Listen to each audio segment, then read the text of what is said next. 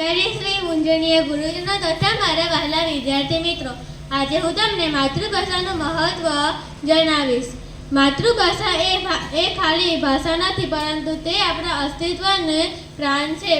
જ્યારે નાનું બાળક જન્મે છે ત્યારે તેનો સૌથી પ્રથમ શબ્દ માતાનો અવાજ અને માતૃભાષા જ હોય છે. તેથી માતૃભાષાને હૃદયની ભાષા પણ કહેવામાં આવે છે. માતૃભાષા એ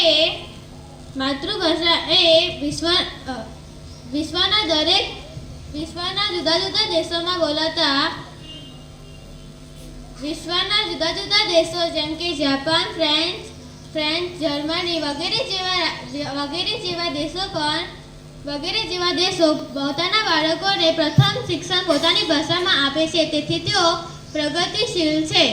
અને